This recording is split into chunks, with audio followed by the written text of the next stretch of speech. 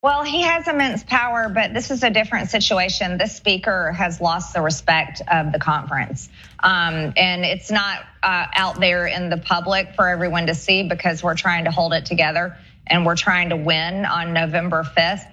But it's a lot different on the inside than it appears on the outside, Dave. A storm is tearing up the digital media industry. Only our audience can save us in these difficult times. Help us reach our goal of 100,000 new members at tyt.com/team. So that was Marjorie Greene continuing to flame House Speaker Mike Johnson's attempt to continue to fund the government. It looked like there was a plan yesterday. Now there's a new wrinkle, and we're going to break it down. I just want to point out that that video was Marjorie Greene that was on Steve Bannon's show. You'll notice, of course, Steve Bannon was not on the show, and the reason for that is that he's still in jail. It doesn't really have anything to do with the story. I just like to remind people that he's in jail right now.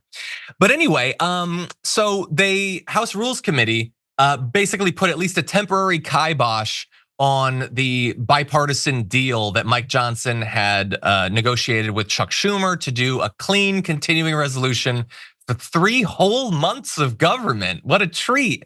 And they basically killed it. And so now it's gonna go forward. They're gonna have a vote, but they're probably gonna need a 2/3 vote. So it sounds like basically all of the Democrats, or at least most of the Democrats, are gonna have to come over and help Mike Johnson out if they're gonna get this clean CR, one that funds it for 3 months, doesn't do it for longer. Thomas Massie is now coming out and saying that this is being done so that they'll be screwed over and have to do another vote right before Christmas, and nobody will have time to read it because they'll be eager to go home and see their family, as if they'd read it if Christmas wasn't coming up. But basically, a lot of the Republicans, including Marjorie Greene, are still salty about the fact that there's no citizenship requirement to vote baked in to this CR. And so some of these Republicans are going to try to ultimately kill this. Marjorie Greene has even acknowledged that Mike Johnson says the reason they need to do it this way is so that the government doesn't shut down right before the election, which would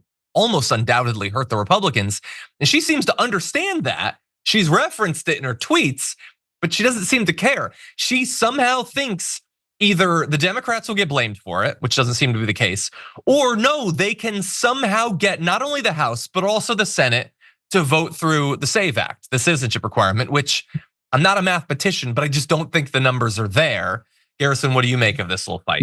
I haven't kept up with the story as closely, but I think what there are a couple of interesting things that stand out to me immediately. For one, I think there's a calculation happening here from Marjorie Taylor Greene that says she is not confident that Mike Johnson will be the Speaker of the House after this election this November, right? I think many people are anticipating that Democrats will take over the House again, that Representative Hakeem Jeffries will become Speaker. And so some of this is like saying, well, what can we get done before, and how much chaos can we create that may benefit Republicans in the end, right?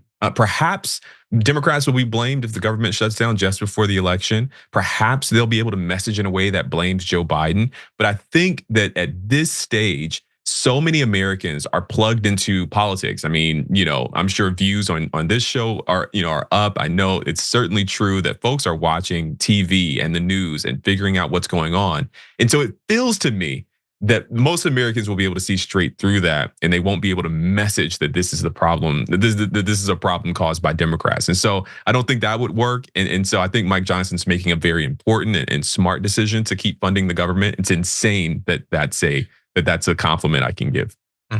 Yeah, we earlier this week had to compliment Marge on her correct read that Mike Johnson's final push to have the SAVE Act be included was he didn't really have his heart in it, and he was going to do some deal with the Democrats, which turned out to be true. Yep. But I agree with you on the read of the politics of it. Like, again, this is their what Marge is doing is like her version of vice signaling, like pretending that this world where they get the SAVE Act happens. It's not in the cards, and it shouldn't be. Like, if we're gonna fund our government in 3-month spurts, which we totally should not do, at least just do that. It shouldn't be like, what's the craziest thing that we can put on top of this? That is not how this should work. And Marge, if that's how you think it should work, bear in mind, very soon the Democrats might be in charge. Should they do that?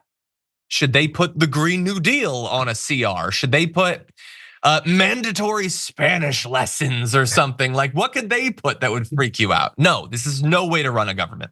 Yeah. Of course, their goal is not to run a government, so it's consistent.